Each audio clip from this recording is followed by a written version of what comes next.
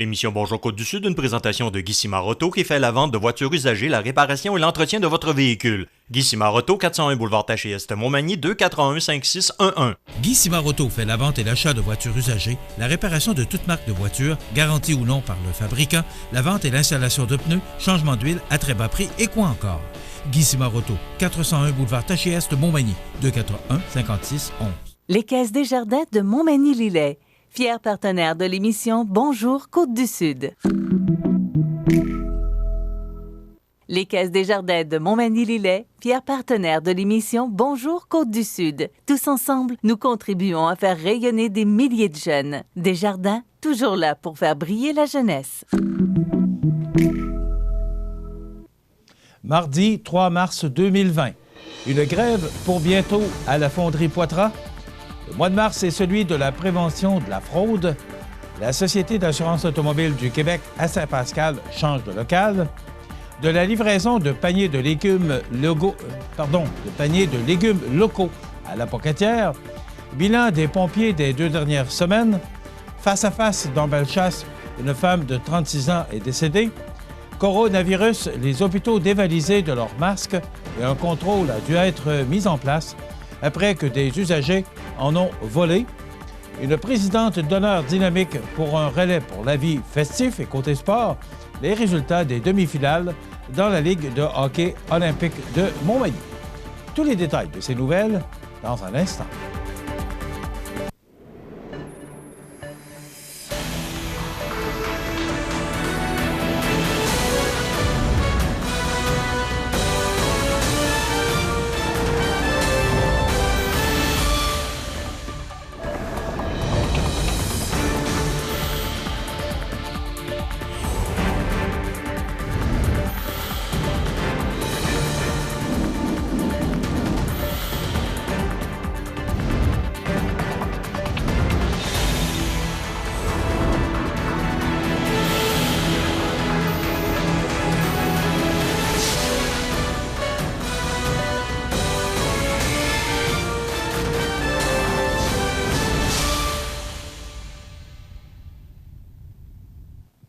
Bonjour, mesdames et messieurs.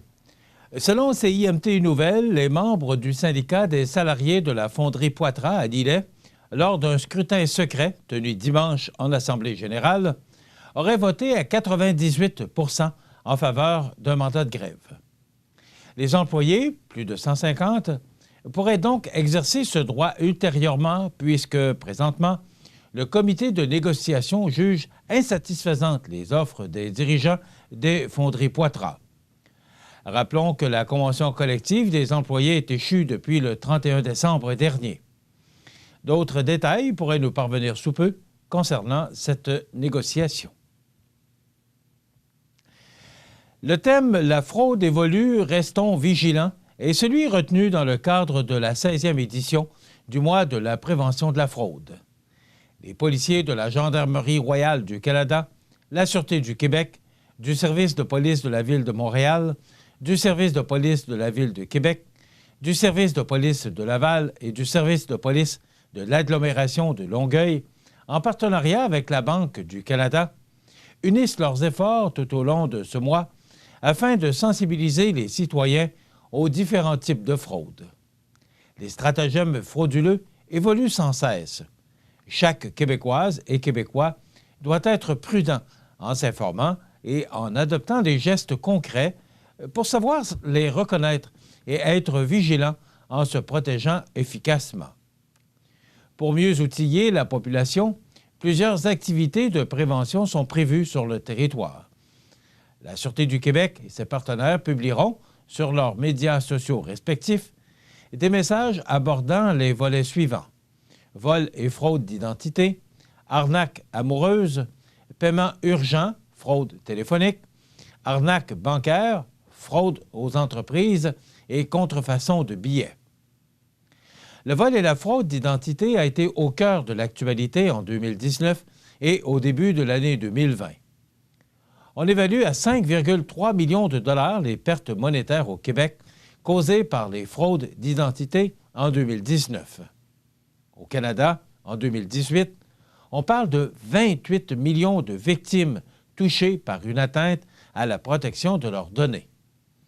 Le livret La fraude en 3D, développé dans le cadre d'une collaboration entre la Banque du Canada, la Sûreté du Québec et plusieurs partenaires, vise à sensibiliser la population aux différents types de fraudes les plus courantes. Il invite la population à détecter, dénoncer et décourager tout type d'arnaque. L'arnaque amoureuse occupe le premier rang des arnaques chez les aînés au Québec en 2019 pour les pertes monétaires évaluées à 2,1 millions de dollars. Le fraudeur crée de faux profils sur des sites de réseautage social ou de rencontres en ligne et démontre un intérêt à développer une relation sérieuse. Il essaie de soutirer de l'argent par différents stratagèmes. Bien que de nombreuses équipes spécialisées travaillent quotidiennement à combattre les divers types de fraude, la vigilance demeure le meilleur moyen de contrer les fraudeurs. Les citoyens doivent faire preuve d'un scepticisme vis-à-vis les offres trop attirantes, valider l'information et s'interroger sur l'appât d'un gain trop facile. Ces simples gestes peuvent leur éviter plusieurs ennuis. Les fraudeurs misent généralement sur la méconnaissance, la vulnérabilité des victimes, le sentiment d'urgence, l'autorité ou la rapidité pour arriver à leur fin. Tous les corps policiers du pays invitent la population à signaler tout acte frauduleux à son service social ou à son service de police local. Rappelons que la fraude est un acte criminel. Qu'elle soit commise sur Internet, par téléphone ou en personne, elle doit être signalée le plus tôt possible aux policiers et au Centre antifraude du Canada au 1-888-495-8501. La Ville de Saint-Pascal est fière d'informer sa clientèle que depuis lundi le 2 mars, les usagers de la route ont un nouveau local pour la Société d'assurance automobile du Québec, étant désormais situé au 215 rue Rochette. Rappelons que depuis 2014, la Ville de Saint-Pascal est mandataire des services de la SAAQ au niveau des permis et immatriculations. La SAAQ étant située auparavant dans l'édifice Claude Béchard, ce nouveau local est adjacent au dépanneur Super-Soir et la station-service Sonic, disposant d'un aménagement favorisant la confidentialité tout en permettant de conserver le bon service à la clientèle offert par les préposés Nancy Aubert et Angèle Langlais. Les préposés continueront ainsi à vous offrir les mêmes services professionnels et courtois, le tout spécialisé au niveau du permis de conduire tels que perte et vol du permis, remplacement, prise de photos, annulation de permis de conduire, renouvellement de permis d'apprenti conducteur, renouvellement de permis de conduire. Pour l'immatriculation, délivrance de l'immatriculation, des remisages, remplacement de plaques ou certificats perdus ou volés, remisage et mise au rencard, renouvellement de l'immatriculation, transfert de propriété, autres services comme pneus d'hiver, exemption, remplacement de la carte d'assurance maladie, renouvellement de la carte d'assurance maladie. C'est donc avec plaisir renouvelé que l'équipe de la SAAQ vous attend dans son nouveau local afin de bien vous servir. Les jardins du Haut-Pays, ferme maraîchère située à Saint-Onésime-Dixworth, livreront désormais des paniers de légumes à la pocatière. On en parle dans un instant après la pause.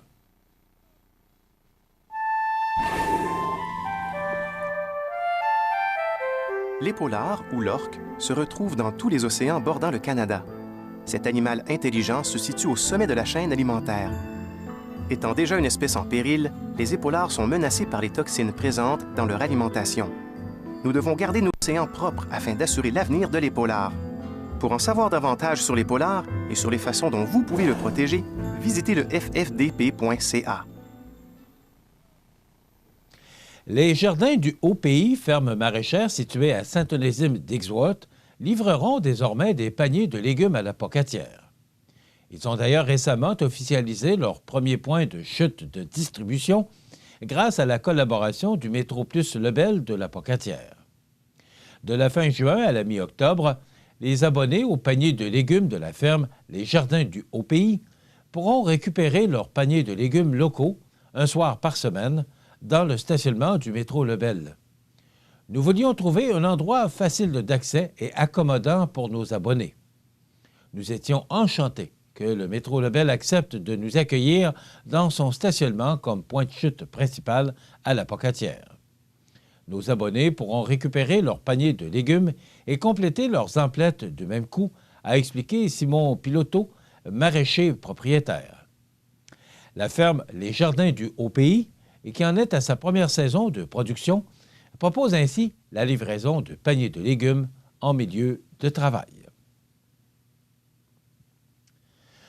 Au cours de la période du 14 au 27 février 2020, les pompiers du service de la sécurité incendie et de la sécurité civile de la ville de Montmagny sont intervenus à 9 reprises. Le samedi 15 février, à 8h29, le service a été appelé pour un feu de cheminée dans une résidence de la rue Samuel-Caron à Montmagny. Les vérifications ont permis d'écarter tout danger de propagation.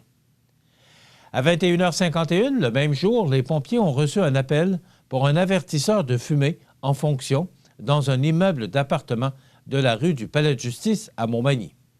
L'avertisseur, situé dans un local barré, a été déclenché sans raison. Le mercredi 19 février, à 22h05, un feu de cheminée s'est déclaré dans une résidence du chemin des Érables Ouest à Cap-Saint-Ignace. Les flammes ont été contenues dans la cheminée, n'occasionnant aucun dommage à la résidence. Le samedi 22 février, à 9h, une alarme incendie dans un immeuble d'habitation a nécessité le déplacement des pompiers sur l'avenue de la Fabrique à Montmagny.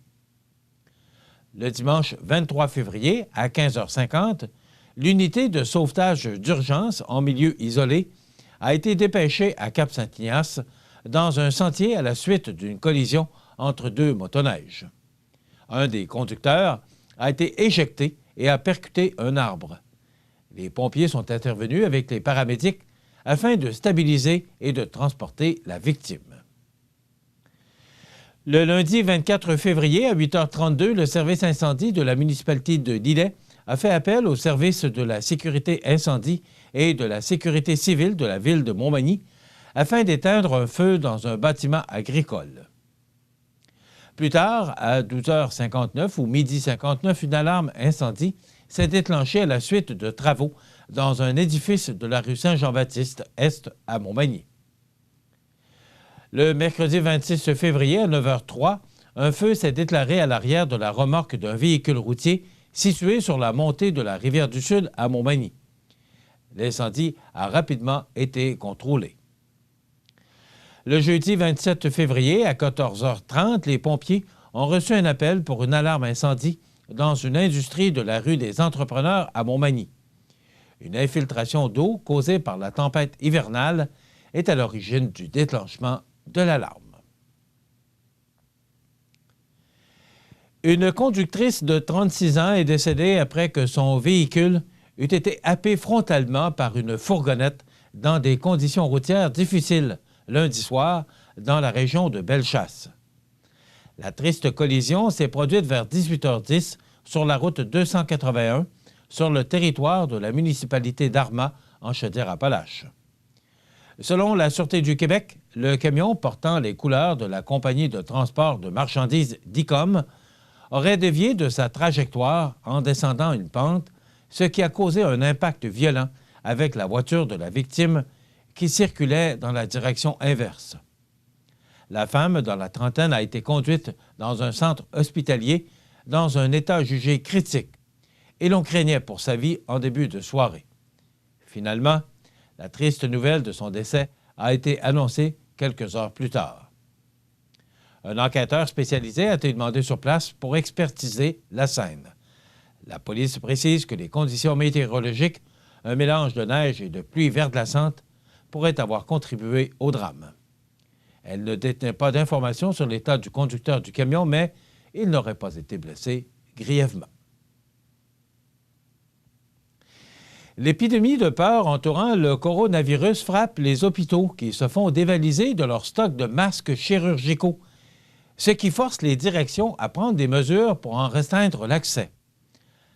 Alors qu'une pénurie de masques frappe les pharmacies de la région, les gens inquiétés par le COVID-19 semblent s'être tournés vers les stocks des hôpitaux pour s'en procurer.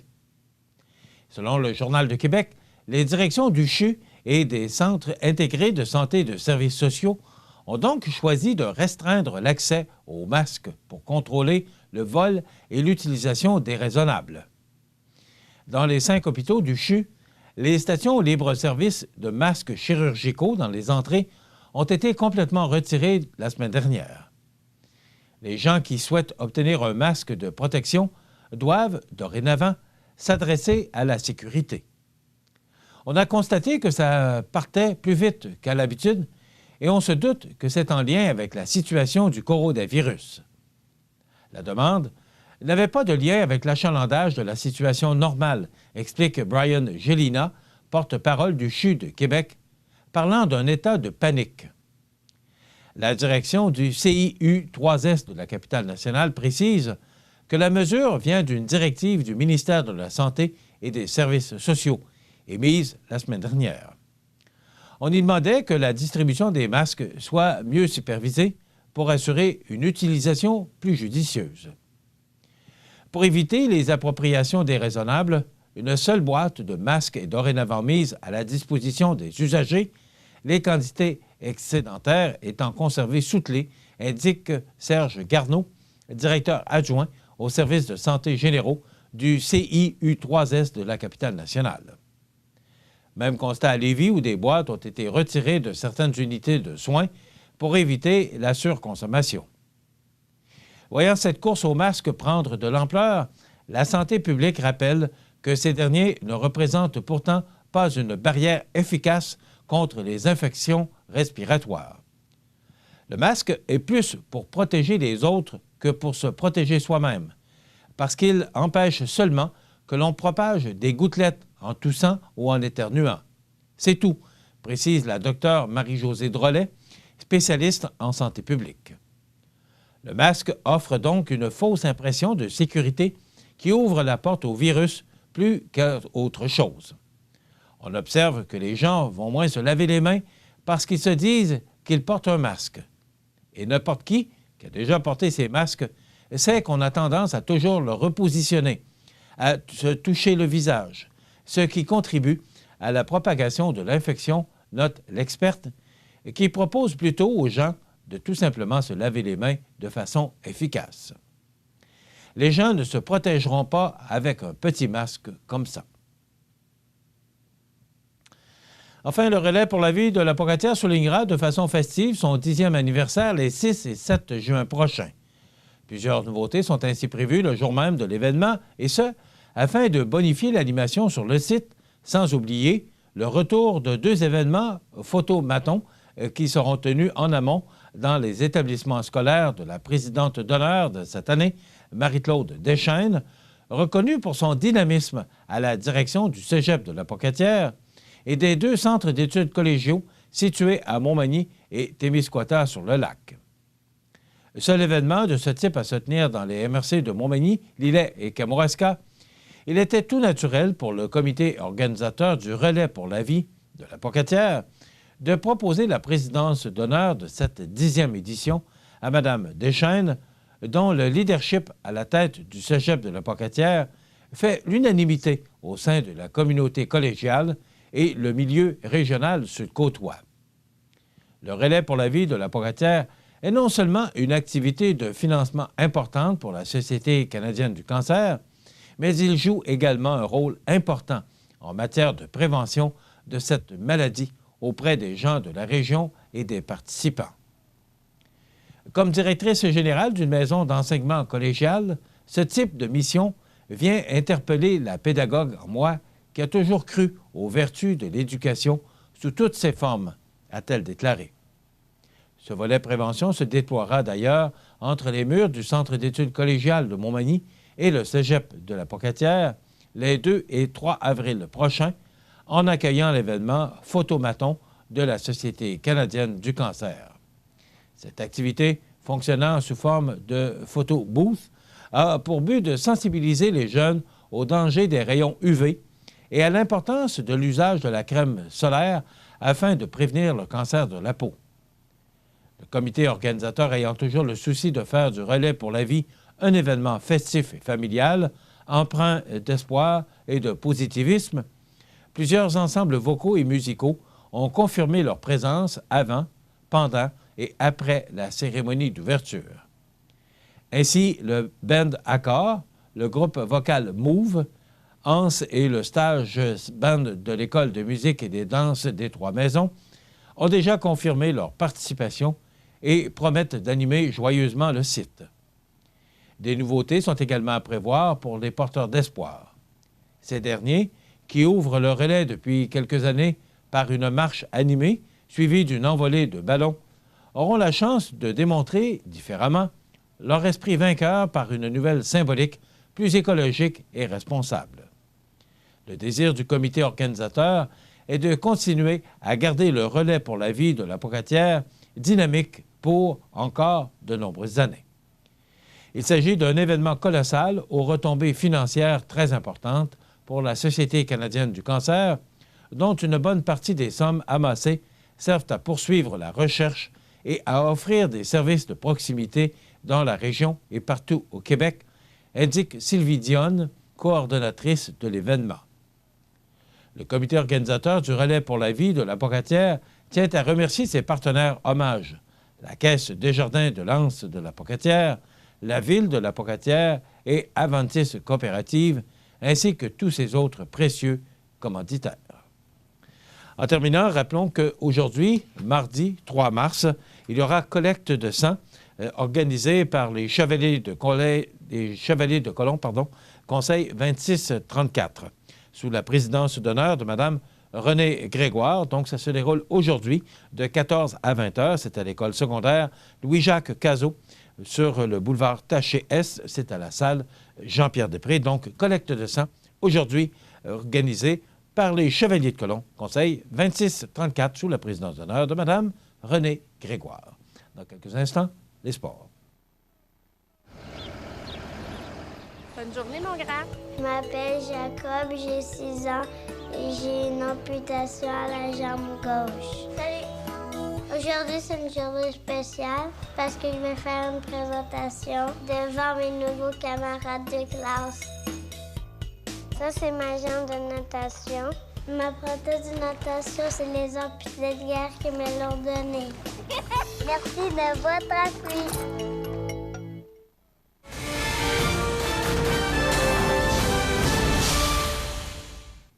Côté sport, une fin de semaine riche en émotions du côté de la Ligue de hockey olympique, alors qu'avaient lieu les demi-finales des séries éliminatoires 2020. Les 4 premières équipes du classement de la saison régulière s'opposaient donc dans cette première ronde de 2 parties et un système de points déterminant le passage vers la finale. Ainsi, vendredi 28 février, c'est d'abord une partie opposant les champions de la saison régulière, le Nagevan, contre la 4e position détenue par le Pétrole Montmagny. La lutte entre les deux formations fut chaude, mais en deuxième période, les nombreuses attaques au filet menées par des hommes du capitaine Adrien Boutin finissent par payer de sorte que l'équipe a pris l'avantage au tableau indicateur. Malgré la pression offensive du Nagevan en fin de match, le Pétrole Montmagny a protégé son avance en l'emportant par la marque de 3-2. Pour l'équipe victorieuse, Luc Couture, Éric Lebrun et Yves Gontier ont déjoué l'adversaire. Du côté du Nagevan, William Laberge, avec 2 buts, a inscrit les buts de son équipe. Ensuite, la 2e et la 3e position du classement de la saison régulière, respectivement le groupe MG et le hockey pneu André Ouellette, ont poursuivi la soirée. Bien que le hockey pneu André Ouellette ait marqué en première période, visiblement, rien n'était à l'épreuve du groupe MG qui a repris facilement l'avantage en enfilant 5 buts. Tardivement, en 3e période, le capitaine Steve Bernier s'est illustré en tentant de garder son équipe dans la partie, mais le temps aura finalement manqué et le groupe MG a remporté la victoire par la marque de 5-3. Les buteurs pour le groupe MG sont Francis Nicole, Maxime Jean, Daniel Boulay Jean-Philippe Gaudreau et François Lavoie. Pour le hockey pneu André Ouellette, Réaume Vachon et Steve Bernier, avec 2 buts, sont les marqueurs. Le dimanche 1er mars, les activités des demi-finales se poursuivaient avec la seconde rencontre du Pétrole Montmagny contre le Neige-et-Vent. L'équipe du Neige-et-Vent devait se relever de la défaite du vendredi pour protéger leur titre de champion des séries, puisque la formation avait remporté la convoitée Claude Boulet Cup en 2019. Toutefois, le Pétrole Montmagny en avait décidé autrement, défilant l'adversaire avec l'aplomb, ce qui a mené l'équipe à une victoire de 4-1. C'est Éric Lebrun avec 2 buts, Adrien Boutin et Stéphane Nadeau qui ont compté pour permettre à Pétrole Montmagny d'accéder à la ronde suivante des séries. Michael Robichaud a été le seul joueur à faire vibrer les cordages pour Neige-et-Vent.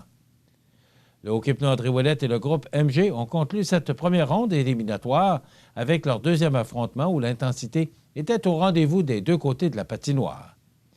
En effet, le groupe MG a su contenir ses rivaux en début de partie en laissant peu de chance à l'offensive d'hockey pneu André Ouellette. S'étant créé une avance confortable, le groupe MG l'emporte finalement par la marque de 4-1 et s'assure ainsi d'une place en finale des séries pour une 3e année consécutive. François Charbonneau, Jean-François Dion, Jean-Philippe Gaudreau et Jérôme Bernier ont marqué. Du côté de hockey pneu, c'est Philippe Boivin-Bernard qui a placé la rondelle derrière le gardien. Suite aux résultats de la fin de semaine, c'est le Pétrole Montmagny, le groupe MG, qui seront aspirants à la Claude Boulet Cup pour la finale des séries 2020 qui sera disputée en formule 2-2-3. La première partie de la finale se tiendra donc le vendredi 6 mars à 20h30. Voilà ce qui complète notre bulletin d'actualité pour aujourd'hui. Si vous avez des nouvelles à nous transmettre, vous pouvez le faire en communiquant avec notre salle des nouvelles au 418-241-1313, poste 226. Ou encore, vous pouvez nous écrire à nouvelles@cmatv.ca. Vous pouvez également nous suivre, comme plus de 12 615 personnes le font maintenant, sur la page Facebook de cmatv.ca. Vous êtes à l'antenne du réseau de télévision CMA-TV, le média le plus regardé et le plus suivi, ce qui le confirme numéro 1 de l'information sur la Côte-du-Sud. Voilà, c'est tout pour l'instant. Dans quelques minutes, les prévisions de la météo et l'état des routes.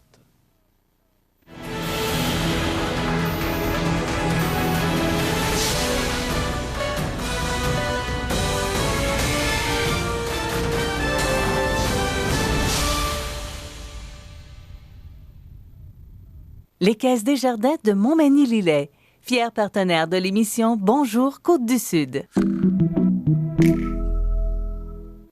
Les partenaires suivants sont fiers de s'associer à cette portion de notre programmation. Moi, j'ai fait un AVC. C'est quand, donc? C'est en juillet 2016. Bon, ben dans ça, là, faut ça bien vite, là. Faut réagir vraiment vite. Oui. Faut se rappeler des signes. C'est ça. V, c'est pour visage. Est-il affaissé? OK. I, c'est pour incapacité de lever les 2 bras normalement. T, ben, c'est pour trouble de la parole et de la prononciation. Et? Puis E, ben, extrême urgence. Faut appeler le 911. Voilà. Il y a juste la petite pancarte est à l'envers. Comme ça? Ben oui, c'est parfait. C'est super, ma belle.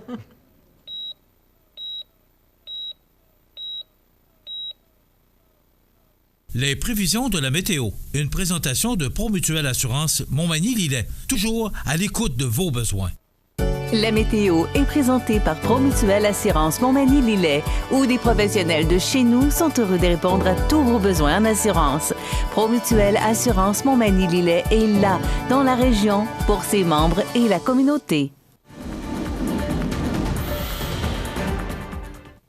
Alors hier, un peu de neige, un peu de verglas pour certaines régions, particulièrement dans Bellechasse. Vous avez entendu cet accident là, qui a fait une victime hier soir, justement en raison probablement des conditions météorologiques. Donc, il y a quand même tombé peut-être à peu près cette épaisseur de neige. Et ça tombait, c'était beau. Là. Pour être beau, c'était beau. Mais c'est encore de la neige. Et c'est une neige plutôt collante là, qui a tombé. Mais ça, c'est en raison du temps doux là, depuis quelques heures. Donc, si on regarde l'image radar, bien, il y a encore du temps nuageux dans l'air. Le dégagement qui devrait s'effectuer en mi-journée. Des vents devenant du sud-ouest à 20 km/h en mi-journée avec un maximum de 5 degrés, plus 5. Donc, c'est quand même très doux pour la période. C'est bien au-dessus des normales de saison. On parle de 4 pour Saint-Paul de Montmagny et 5 pour Saint-Pamphile. Ce soir, ennuagement, pluie débutant tard ce soir, puis se changeant en neige en fin de nuit. Risque de pluie verglaçante tard ce soir ou au cours de la nuit. Accumulation de 2 à 4 cm. Des vents devenant du nord-est à 30 km/h souffleront en rafale jusqu'à 50 km/h vers minuit, avec un minimum très doux pour la nuit prochaine de 0. Demain, mercredi, neige cessant en après-midi. Nuageux par la suite avec 40 % de probabilité d'averse de neige. Accumulation de 2 à 4 cm. Vent du nord-est de 30 km/h avec des rafales à 50 devenant léger en avant-midi. Vent devenant d'ouest à 30 km/h avec des rafales à 60 en journée. Donc, ça va cesser en avant-midi et ça va reprendre en après-midi. Alouette. Maximum de 2 degrés pour mercredi, 1 pour Kamouraska. Pour la nuit de mercredi à jeudi, passage nuageux, minimum de -7. Et pour jeudi, on nous parle d'une belle journée, alternance de soleil et de nuages avec un maximum de 2 degrés. Ce sont des belles journées là, pour pratiquer les sports d'hiver en cette semaine de relâche. Pour la nuit de jeudi à vendredi, passage nuageux, minimum de -9. Et pour vendredi, alternance de soleil et de nuages avec 30 % de probabilité d'averse de neige et un maximum de -2 degrés pour Montmagny, -3 pour Lillet et -4 pour Kamouraska. Pour samedi, c'est du soleil avec un maximum de -3 degrés. Dimanche, alternance de soleil et de nuages avec un maximum de 0. Ce sont des belles journées. Et pour lundi, nuageux avec 60 % de probabilité d'averse de neige et un maximum de -3 degrés. Alors, les températures qui seront bien au-dessus des normales de saison, qui sont de -2 le jour et -13 la nuit. Le soleil s'est levé à 6h18 ce matin, se couchera à 17h30, heure normale de l'Est. Vous savez que c'était en fin de semaine, dans la nuit de samedi à dimanche, qu'on avancera montres et horloges. Température la plus élevée enregistrée en 2002 avec 8,6 degrés et la plus basse en 2001 avec -22 degrés. Hier, on a reçu 1,3 cm de neige. On a enregistré une température de -1 degré et un minimum au cours de la nuit dernière de -13 degrés. La pression barométrique est à 100,4 kPa. La tendance est à la hausse. L'humidité est à 99 %. Les vents soufflent actuellement de direction ouest-sud-ouest à 5 km/h. Il fait actuellement 0 sous un ciel nuageux et avec le vent, on peut ressentir une température aux environs de -3 degrés. L'état des routes présenté par le garage Fernand Landlois à Montmagny, qui offre le service de remplacement de pare-brise, la peinture et le débosselage de votre carrosserie. Le garage Fernand Landlois est membre de la bannière Car Expert. Le garage Fernand Landlois et Fils, 4e rue Montmagny, 248-5622. Alors, l'état des routes ce matin, d'abord la 132 là, de Lévis à Saint-Vallier, c'est partiellement enneigé. La visibilité est réduite. De Saint-Vallier vers Montmagny, c'est partiellement enneigé et la visibilité est bonne. De Montmagny vers Lillet, c'est une chaussée dégagée et mouillée. La visibilité est réduite parce qu'on a de bons vents. Et de Lillet vers Sainte-Anne-de-la-Pocatière, c'est partiellement enneigé. Pour maintenant, la route 20, l'autoroute 20, donc de Lévis vers Saint-Michel-de-Bellechasse, c'est dégagé et mouillé. La visibilité est réduite. Et de Saint-Michel vers Montmagny, c'est dégagé et mouillé. La visibilité est bonne. De Montmagny à la Pocatière, c'est une chaussée dégagée et mouillée. La visibilité est bonne. La 281 de Saint-Philémon vers Saint-Raphaël, c'est partiellement enneigé. La visibilité est bonne. Il en est de même pour Saint-Raphaël vers Saint-Michel-de-Bellechasse, c'est partiellement enneigé et la visibilité est bonne. La route 283 de Saint-Just vers Saint-Paul, c'est partiellement enneigé. Et de Saint-Paul vers Montmagny, c'est partiellement enneigé. Cependant, la visibilité est bonne partout. La route 204 de Saint-Camille vers Sainte-Lucie, c'est partiellement enneigé. De Sainte-Lucie vers Sainte-Perpétue, c'est partiellement enneigé et la visibilité est bonne. Et de Sainte-Perpétue vers Saint-Jean-Port-Joli, c'est dégagé et mouillé. La visibilité est bonne. Cependant, vous savez, je vous rappelle chaque jour que ces conditions routières vous sont présentées à 8h34 le matin en direct. Donc, ça peut changer au cours de la journée en raison des prévisions météorologiques. Donc, si vous devez effectuer des déplacements au cours de la journée, eh bien, il est toujours plus prudent de vérifier auprès du ministère des Transports si toutes les routes que vous devez utiliser sont en état pour que vous puissiez assurer la sécurité lors de vos déplacements. Desjardins et ses membres sont toujours là pour faire briller la jeunesse. Les jeunes ont des rêves, des ambitions, des projets et les Caisses Desjardins de Montmagny-Lillet sont fiers de les soutenir et de les faire rayonner. Desjardins, toujours là pour faire briller la jeunesse. L'activité physique vous aide à vous sentir plus jeune. Donc, vous pouvez vieillir mieux. Tout va tellement mieux quand on bouge. Vous regardez le réseau de télévision C'est ma TV. Les anniversaires IGA vous sont présentés par votre magasin Coop IGA Extra de Montmagny, qui vous rappelle que bien manger, ça commence dans votre magasin Coop IGA Extra de Montmagny.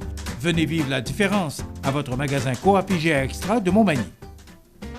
C'est aujourd'hui le 3 du mois de mars 2020 et c'est le temps de souhaiter bon anniversaire à nos jubilaires de ce 3 mars. Eh bien, qu'une seule jubilaire ce matin, c'est Mme Hélène Gendron qui souligne son anniversaire en ce 3 mars de la part de Belle Maman. Bien, vous êtes chanceuse, vous avez une bonne Belle Maman qui a pris le temps de nous téléphoner pour vous souhaiter bon anniversaire, Mme Hélène Gendron, en ce 3 mars. Vous connaissez le numéro de téléphone à utiliser pour souhaiter bonne fête aux gens que vous aimez, vos parents vous aimez, 281-1313, poste 229.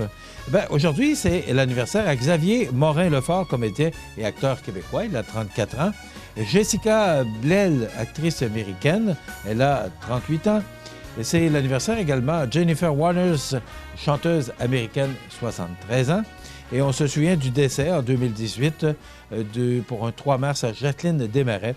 Madame Desmarais, qui est décédée à l'âge de 89 ans, riche philanthrope et veuve de Paul Desmarais, le père d'André et de Paul Junior. Également, en 2012, est décédé Ralph McCurry, 82 ans, l'artiste derrière les personnages de La Guerre des étoiles. En 2009, Sidney Chaplin, 82 ans, le fils de Charlie Chaplin. Et enfin, Hergé, décédé en 83. Tout le monde se souvient quand on nomme Hergé, 75 ans, le père de Tintin, décédé en 83. Dans quelques instants, on vous présente la chronique juridique en compagnie de Mme Nathalie Dubé, maître Nathalie Dubé. On va parler, entre autres, des services corporatifs virtuels. Et après quoi, notre entrevue du jour, ce sera M. Philippe Gamache qui viendra nous parler de la relève Mallette. Donc, c'est à ne pas manquer, cette 12e édition de la relève Mallette. Et un peu plus tard, il y aura la chronique La Pouponnière. Et après quoi, José Soucy sera avec nous pour nous jaser des grands titres de l'actualité de ce 3 mars. Je vous souhaite une bonne émission.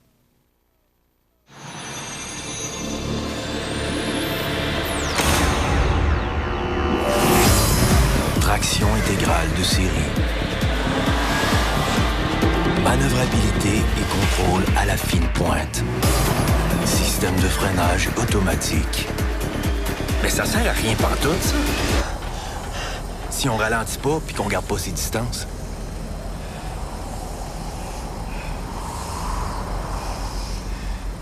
Vous regardez le réseau de télévision C'est ma TV.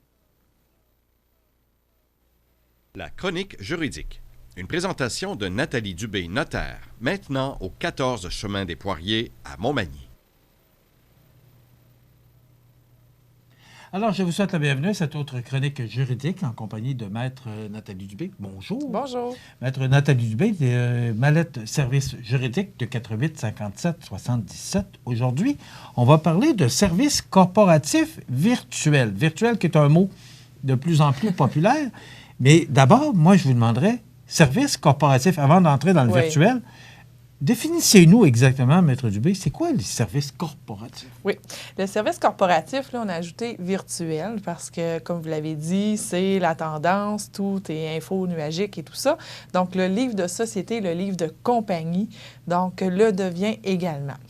Le service, il existe déjà. Le livre des minutes. Le livre des minutes, exactement. Ah, livre des minutes. Livre des minutes, livre de société, livre de compagnie, livre des procès-verbaux, c'est la même bébite. Des livres des minutes. C'est ça. Donc, c'est un service qui existait déjà dans mon bureau à moi, chez Mallette également, c'est la même chose. Donc, Mallette Service juridique. Le service s'appelle Service corporatif virtuel parce qu'il a un volet électronique, le service. Donc, qu'est-ce que c'est? Notre fameux livre des minutes. Nous avons des obligations. Le livre des minutes existe parce qu'il y a une loi qui l'exige, ce livre-là. Donc, et dans la loi, c'est toujours papier, l'exigence. Donc, le livre doit exister de façon papier. Les résolutions doivent être écrites, doivent être signées. Donc, dans l'ère 2020 et suivant, même 2019, 2018, avant tout ça, nous sommes de plus en plus numériques. Mais légalement, c'est toujours le papier qui existe. Alors, notre service, ce que l'on fait, il y a des obligations légales. Il y a des obligations légales qui sont annuelles lorsqu'on a une société, qui est de produire des résolutions qu'on appelle les assemblées générales annuelles. Donc, on doit, à chaque année, bien sûr, au niveau comptable, produire un rapport d'impôt, produire des états financiers lorsque les règles s'appliquent à nous. Et par la suite, notre conseil d'administration, lorsqu'on est en société, j'utilise le mot beaucoup société parce que le mot compagnie n'est plus dans la loi. C'est maintenant des sociétés tant au fédéral que provincial. Avant ça, il y a quelques années, c'était des sociétés au fédéral et des compagnies au provincial. Le provincial a changé la loi et c'est maintenant des sociétés aussi. Mais dans le jargon, quand on parle, si vous dites une compagnie, ça existe encore une compagnie, c'est encore un mot français, mais juridiquement, il n'existe plus. Ah oui, OK. Donc, compagnie, c'est plus vrai, c'est une société. On dirige une société. Une société. Ah. C'est ça. Mais il me semble que... Il y a des sociétés de personnes, des j'ai sociétés ma par société, action. il me semble que là, vous vont regarder, ils vont me dire, ouais, ta société, tu sais. Parce que société, il me semble que ça fait plus gros. Oui. Quand on parlait des sociétés, dans le temps, on parlait de grosses compagnies. Alors maintenant, c'est... Maintenant, c'est ça. Tout le monde, ce sont des sociétés, que l'on soit un seul actionnaire ou qu'on soit 50. Okay. On va dans le vocabulaire juridique, il y a société de personnes et société par action. Société de personnes, c'est ce qu'on appelle les sociétés en nom collectif, donc 2 personnes qui ont projet commun, mais qui ne se sont pas formées de compagnie, de société. Tandis qu'une société par action, c'est vraiment la compagnie comme on connaît là, avec les actionnaires. Ça me permet de vous poser la question, parce qu'on entend moins parler. Est-ce que, parce qu'une société, une compagnie, c'est incorporé, oui. Est-ce qu'enregistrer, ça marche encore? Oui, ça marche encore. C'est okay. Lorsque j'exerce... Parce qu'on entend quasiment plus parler de ça. Ouais. Une compagnie, je ne sais pas, Joe Blow enregistré, c'est ça qu'on entend plus. C'est que le mot « enregistré » ne suit plus le nom, mais moi, je pourrais être Nathalie Dubé enregistrée. Donc, j'exerce mon activité professionnelle, mon entreprise, sous mon nom. Fait que j'ai une obligation d'enregistrement à ce qu'on appelle au registraire des entreprises. Donc, pour que je sois retraçable et que les entités gouvernementales puissent voir si mes informations, justement, sur ma société sont disponibles au public. Donc, ça existe encore, mais le mot « enregistré » n'est plus diffusé dans le nom des entreprises. Donc, si on revient... au virtuel, c'est un service maintenant qu'on offre, mais il faut toujours, une fois par année, au moins, sortir des documents. C'est ça. Ce service-là, c'est que votre conseiller juridique, votre notaire, prend en charge votre livre de société. Donc, va s'assurer qu'à chaque année, la production des assemblées générales annuelles se font. Donc, votre conseil d'administration vient adopter les états financiers. Ensuite, c'est sûr que tu sais, j'ai ma société avec un autre actionnaire. Si vous connaissez les organismes sans but lucratif, vous voyez, on peut prendre l'exemple du IGA. Donc, vous voyez dans le journal, c'est une coop, mais on va dire que c'est une OBNL. Donc, vous voyez dans les journaux l'avis de convocation à l'Assemblée générale annuelle. Donc, dans les sociétés privées, c'est la même chose, mais il n'y a pas d'avis dans les journaux parce que ça s'applique seulement... Ça n'aurait pas de bon sens. C'est ça s'applique seulement aux actionnaires. Donc, c'est un peu le même principe, mais de façon privée. Donc, le conseil d'administration, chaque année, donc, a sa rencontre avec son comptable, a reçu ses états financiers et vient adopter. Donc, vient dire, oui, nous avons regardé les chiffres de l'année dernière, ils sont conformes, nous l'adoptons, c'est les états financiers qu'on dépose par le biais de nos rapports d'impôt aux entités fiscales. Par la suite, le conseil d'administration a à présenter ces états financiers-là aux actionnaires. Donc, les actionnaires doivent aussi produire une résolution qui vient aussi ratifier les états financiers et vient élire son prochain conseil d'administration. Comme je dis, regardez l'exemple du IGA. c'est la même chose. On vient à l'Assemblée des membres élire les administrateurs et ensuite, en conseil d'administration, on élit les officiers, le président, le secrétaire, le trésorier. Donc, au niveau privé, c'est la même chose, mais c'est pas dans les journaux, donc c'est privé. Donc, les actionnaires viennent nommer leur administrateur et viennent aussi établir ensuite, en conseil d'administration, les officiers. Qui sera le président pour la prochaine année, qui sera le secrétaire, qui sera le trésorier. Donc, c'est sûr qu'on pense souvent aux plus grandes compagnies. Ce qu'on prend, on va les nommer, là, Vidéotron, Bombardier, tout ça, le conseil d'administration, les actionnaires, on entend ça, mais qu'on soit un seul, 2, 3, 50. C'était ça ma prochaine question. Ça ne va pas être le nombre de personnes. Non, ça ne va pas être le nombre de personnes. Société. Chaque société a les mêmes obligations, c'est la même loi qui s'applique. Donc, adoption de ces états financiers en conseil d'administration par les actionnaires. Les actionnaires font les élections du conseil d'administration et ensuite, le conseil d'administration élit ses officiers. OK. Maintenant, c'est quoi les avantages de tout faire ça? Oui, juste avant, sur les assemblées, quelque chose qui est très important. Dans une des résolutions, on vient aussi indiquer si nous aurons un vérificateur dans la prochaine année au niveau des services comptables. Donc, OK, ça va pour les coopératives. Non, ça va aussi pour les sociétés. On vient mentionner si on a un auditeur vérificateur, c'est qu'on vient positionner cette renonciation-là à avoir des états financiers vérifiés. Donc, il y a plusieurs... Il faudrait que j'invite un de mes collègues qui expliquerait les genres d'états financiers qui existent, là. Donc, il y a un genre d'état financier où est-ce que votre comptable va vérifier chaque poste dans votre comptabilité, chaque facture. Donc, on s'entend que cet état financier coûte quelques milliers de dollars. Et on peut, dépendamment de l'ampleur de notre société, venir diminuer notre obligation versus la loi pour ce genre d'état financier-là. Donc, c'est pour ça que dans les assemblées générales annuelles, nous avons un paragraphe qui vient limiter justement cette chose-là, qui fait en sorte que les autorités fiscales ne pourraient pas vous exiger un état financier.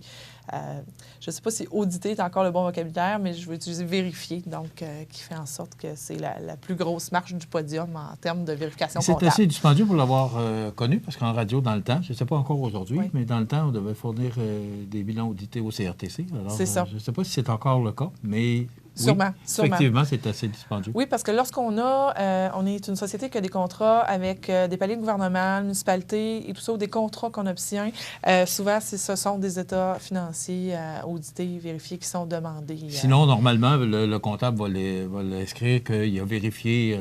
Oui, avec les normes comptables et tout ça. Puis, il y a aussi certains financements qui peuvent exiger, donc certaines institutions financières, créanciers ou auteurs de financement qui peuvent exiger ce genre d'état financier. Maintenant, les avantages Donc, les avantages de ça, bien, le fonctionnement, c'est que le service comprend, oui, la mise à jour du livre, mais comprend aussi un conseiller juridique à l'interne. Qui est moi, et aussi technicienne corporative. Donc, vous avez accès à un juriste pour un coût minime par année pour toutes sortes de questions. Donc, oui, on a ces obligations qui sont déjà dans ce que j'appelle le service ou le forfait, la tenue du livre, le fait que le registraire des entreprises, on doit toujours le maintenir à jour et à chaque année, il faut déposer une déclaration annuelle. Donc, c'est compris dans ce service-là. On s'assure aussi d'avoir un contact avec votre comptable. Oui, on est manière de service juridique, mais on travaille avec tous les bureaux de comptables. Donc, moi, je suis le département juridique, je ne suis pas le département comptable. C'est vraiment important pour les entreprises qui ont leur professionnel comptable ailleurs que chez Mallette. Il n'y a aucune information qui circule au niveau comptable de ce qui est dans le service juridique. Donc, c'est important. Fait que je travaille autant avec l'autre bureau de comptable qui a plus d'ampleur à Montmagny, autant le troisième, je ne les nommerai pas, là, mais les gens les connaissent, là, ou des bureaux de comptable à Québec aussi, que j'en ai dans mes clients. Donc, l'information, elle reste au niveau du juridique. Donc, je collabore avec eux pour pouvoir produire ce qui est au-delà des assemblées générales annuelles. Donc, tout ce qui est dividendes, tout ce qui est rachat d'actions, tout ce qui est autour de la poutine annuelle d'une société. Donc, ça, c'est par le service qu'on a l'information. Les avantages, c'est que notre livre, il doit toujours être à jour. Donc, vous vous assurez de ça. Puis en plus, vous avez une rencontre avec votre notaire par année pour parler de vos projets futurs, des questionnements sur vos financements, des questionnements sur certains aspects techniques, certains contrats que vous avez et même des appels aussi que vous pouvez faire. Le bout virtuel, ce qui change, c'est que maintenant, votre livre, il est numérisé et vous avez accès par le biais d'une plateforme sécurisée à votre livre de société. Qu'on lit à tous les jours, hein? Oui. C'est tellement intéressant. Donc, c'est sûr que c'est pas de la lecture de chevet, mais non, surtout pas. Il peut arriver que vous en ayez besoin. Exemple, vous avez un nouveau financement à contracter. Vous pouvez, justement, avec votre tablette, avoir accès à votre livre et le montrer à votre créancier ou envoyer la partie du livre qu'il a besoin. C'est sûr que par le service, vous pouvez aussi nous contacter et on va le faire. Je peux donner aussi l'accès, si vous m'autorisez, à votre comptable. Pas seulement le comptable chez Mallette, ça peut être le comptable que vous avez... De d'autres firmes. De d'autres firmes, c'est ça. Mm-hmm. Ça, il n'y a pas de problème. Fait que ça fait que il y a moins de circulation de documents par courriel, qui est quand même sécuritaire, mais de moindre. Donc, avec vraiment l'environnement sécuritaire virtuel du livre de société, vos professionnels, j'ai toujours vos trois chevaliers, là, votre notaire, votre comptable, votre banquier, donc, ont accès à votre document corporatif et à jour également. Donc, vous venez aujourd'hui signer vos assemblées générales annuelles avec votre notaire.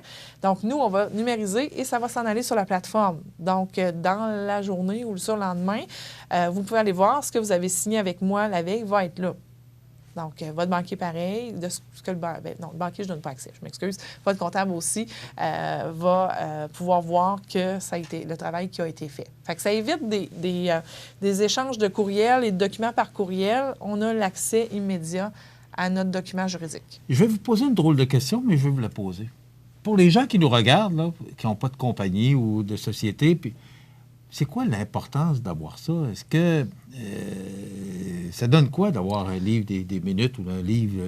c'est sûr que c'est... Une compagnie, à quoi ça sert exactement? Une compagnie, c'est intangible. Donc, dans la scène chronique, Maître Sanson parlait du testament qui est intangible. Mais une compagnie aussi, ça a un compte de banque, mais ça existe comme si on avait une troisième personne assise là. C'est sûr que je m'adresse aux entrepreneurs, aux futurs entrepreneurs lors de la chronique, mais les spectateurs ont aussi des enfants en société qui voient courir partout, puis faut qu'ils mettent de l'ordre dans leur paperasse personnelle. Mais des fois, on en profite de mettre de l'ordre dans leur paperasse corporative aussi. Donc, j'ai eu des gens qui m'ont consulté parce que papa et maman avaient écouté la chronique. Puis là, ta compagnie, est-tu correcte, là? Maître Dubé en a parlé. Donc, c'est pour sensibiliser aussi parce que tout va vite. Puis, l'entrepreneur va se concentrer sur son projet d'entreprise et a besoin de son équipe d'experts autour pour s'assurer qu'il n'y a pas de problème. Tu sais, je veux avoir un emprunt, puis que j'arrive, puis ma société, elle est créée. J'en ai qui la créent eux-mêmes, qu'il n'y a pas de capital action, il n'y a pas d'actionnaire dedans. Donc, c'est sûr, quand vous allez aller voir votre banquier, il va dire, bien moi, il faut que tu me prouves que ta compagnie, elle est correcte juridiquement, sinon, je ne te prête pas d'argent. Donc, là, on devient un allié de notre entrepreneur là-dedans. Puis, les avantages sont pour l'entrepreneur, c'est sûr qu'on est à jour. Si on a une vérification aussi fiscale. C'était ma prochaine question. Si les gouvernements viennent vous vérifier, ils vont vérifier Ils vont vérifier votre livre. C'est sûr que les entrepreneurs me disent, j'ai jamais eu besoin de fournir mon livre. Tandis que d'autres ont eu à le fournir à chaque année quand ils ont eu une vérification. Donc, c'est sûr que la manière que les autorités fiscales sont organisées pour la vérification, c'est aléatoire. Donc, je ne peux pas dire aux clients, bien, c'est sûr que vous allez le vérifier à chaque année, ils vont vous demander votre livre. Mais l'obligation dans la loi, elle est là.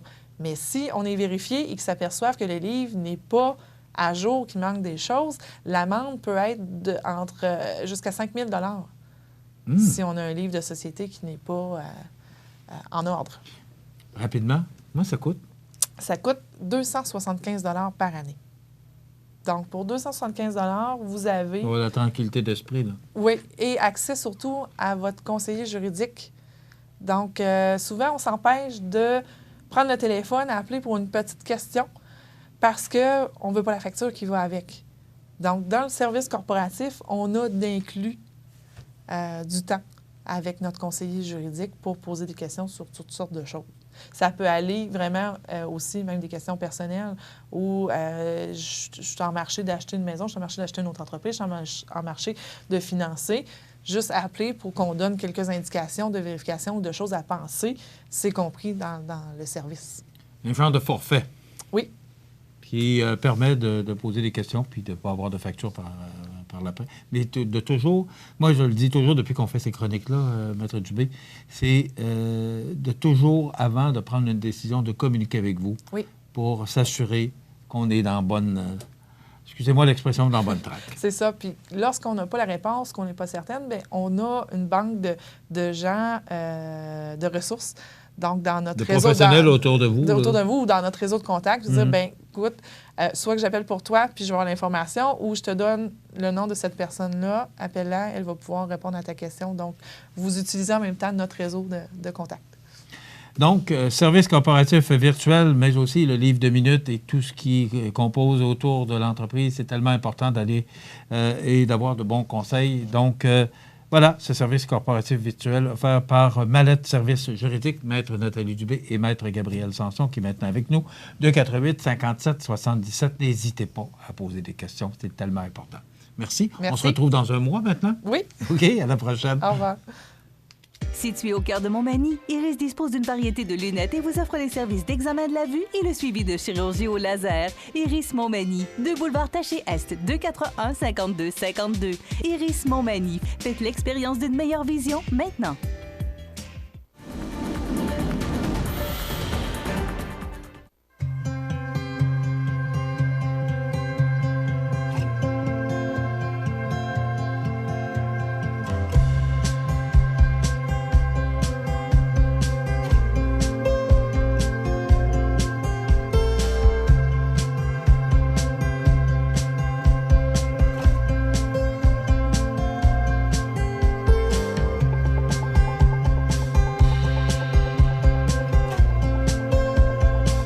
La chronique des offres d'emploi présentée par le Centre d'aide et de recherche d'emploi Montmagny-Lillet, le CAR, organisme à but non lucratif, à Montmagny, Saint-Fabien-de-Panay, Saint-Pamphile et Saint-Jean-Port-Joli, 418-248-9559 ou lecar.ca.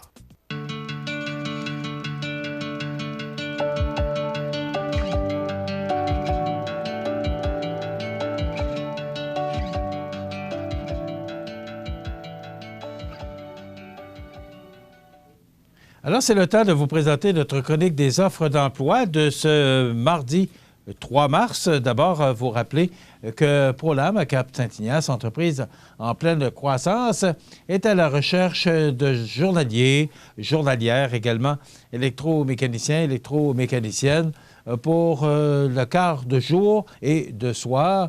Donc, si ça vous intéresse, vous faites parvenir votre curriculum vitae à prolamfloor.com. Donc, ce sont des emplois très intéressants.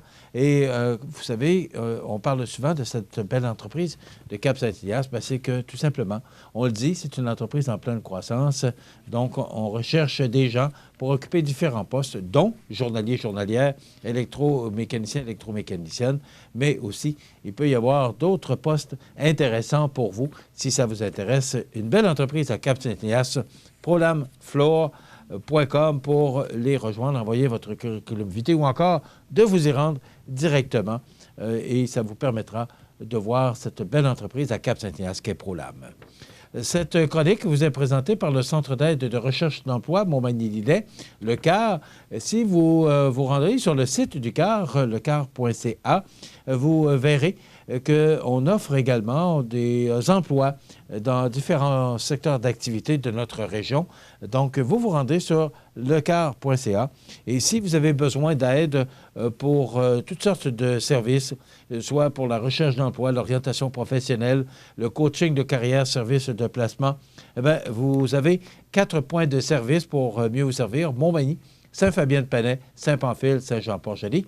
Vous n'avez qu'à nous rejoindre au 248-95-59 ou pour les gens de l'extérieur, 1-877-337-95-59. Le CAR, le Centre d'aide et de recherche d'emploi Montmagny-Lillet qui vous présente cette chronique à la même heure tous les mardis et les jeudis. La chronique des offres d'emploi présentée par le Centre d'aide et de recherche d'emploi Montmagny-Lillet, le CAR, organisme à but non lucratif, à Montmagny, Saint-Fabien-de-Panay, Saint-Pamphile et Saint-Jean-Port-Joli, 418-248-9559 ou lecar.ca.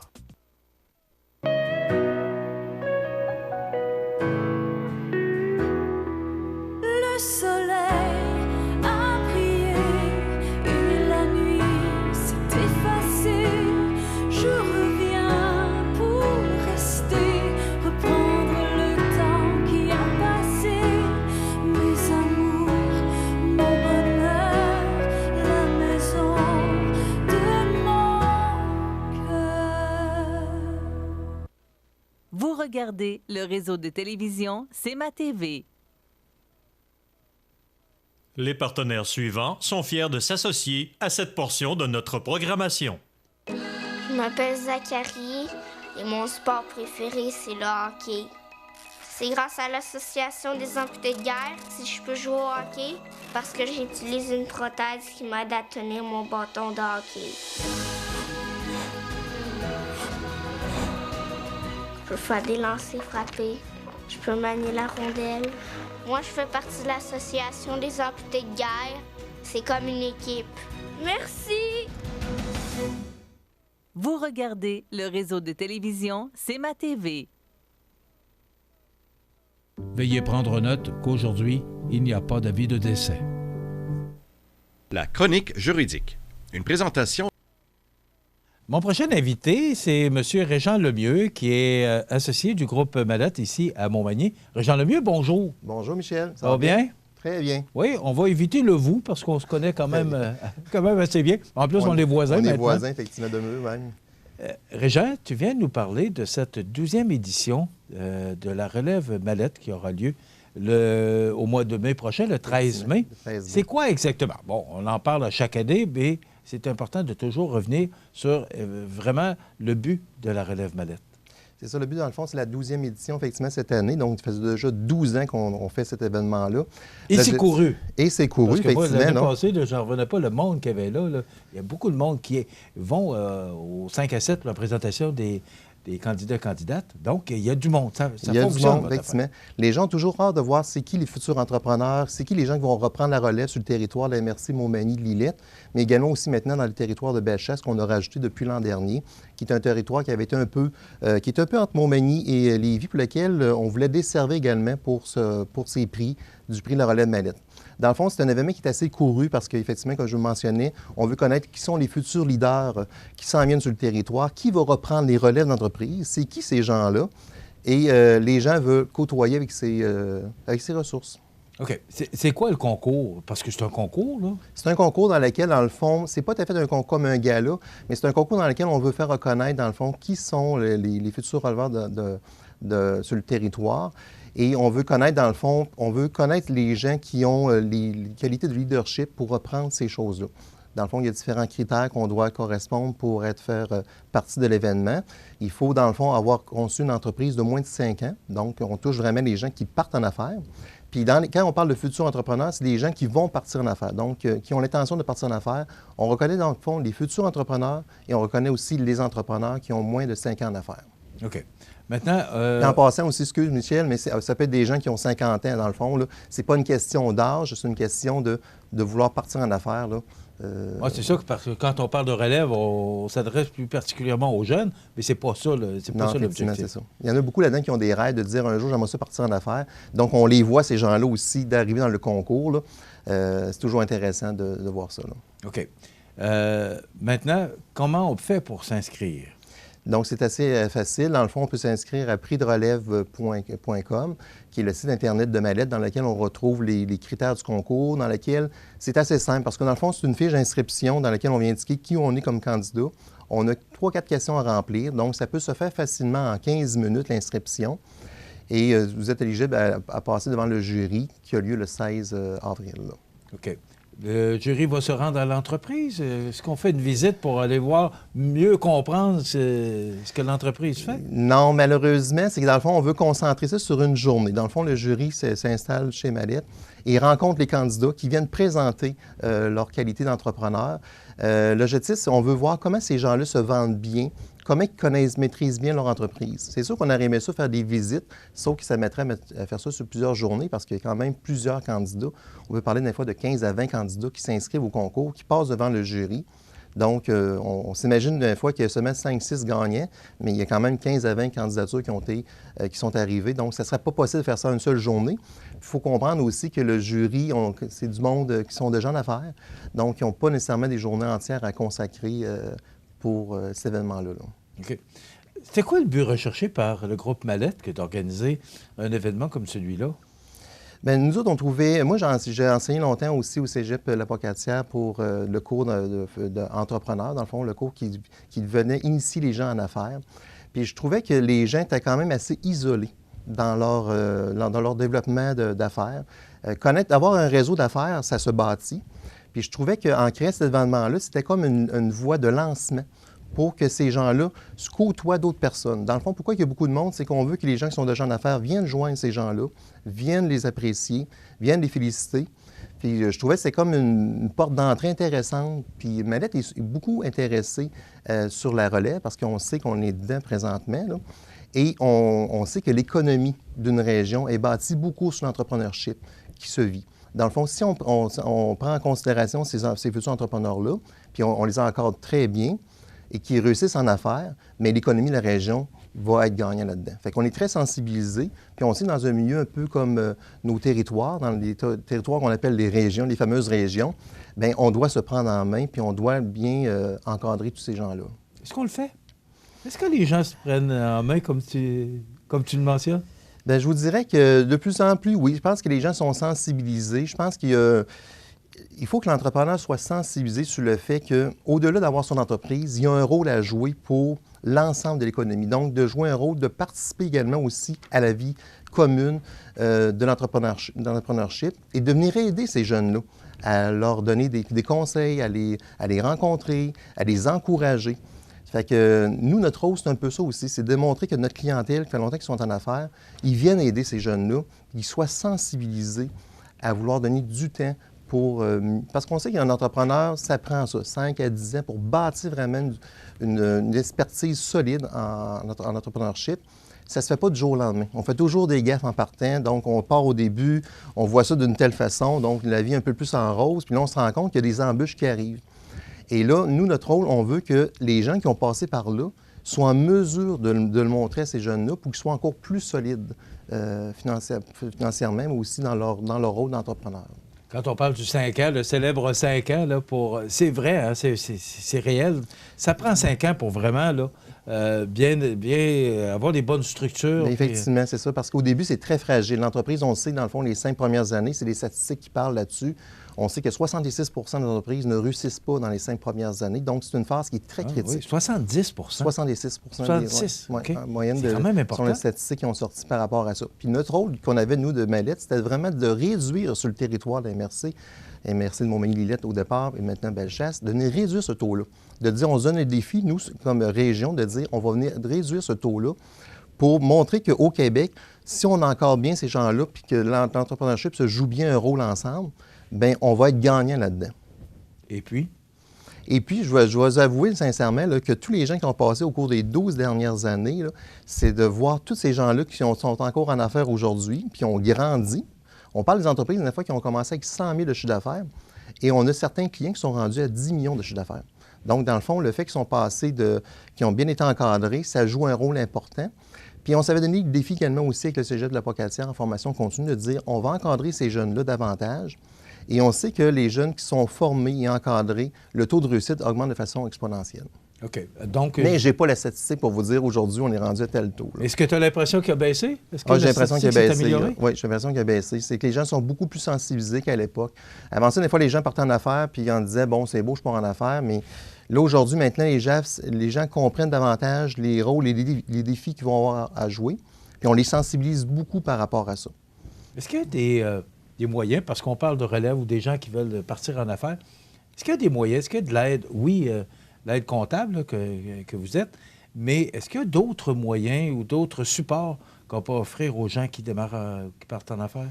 Oui, mais dans le fond, il ne faut pas oublier aussi les organismes locaux. Dans le fond, le Centre d'aide aux entreprises, c'en est un exemple. La MRC de Montmagny également aussi, autant la MRC de Lillette joue un rôle important aussi pour venir aider ces jeunes-là.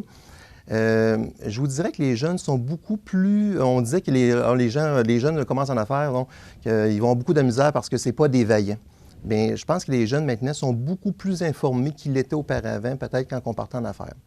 Fait que ça, déjà, en partant, c'est une prémisse de base qui permet déjà d'avoir un entrepreneurship un peu plus fort. Qui réduit les risques de ne pas passer au travail. Puis je vous dirais que les réseaux sociaux, puis le fait qu'on peut avoir accès à l'information rapidement, les jeunes peuvent aller se former eux-mêmes, donc s'auto-former par eux-mêmes par ces choses-là. Puis je vous dirais qu'il y a plus d'ouverture de vouloir se faire encadrer que je lis présentement des entrepreneurs qui sont les baby boomers, qui sont habitués de faire leurs propres affaires, puis moi, je suis habitué de faire mes affaires, puis prendre mes propres décisions. Les jeunes sont très sensibilisés maintenant de s'entourer. Donc, ça, c'est un sentiment qu'on a.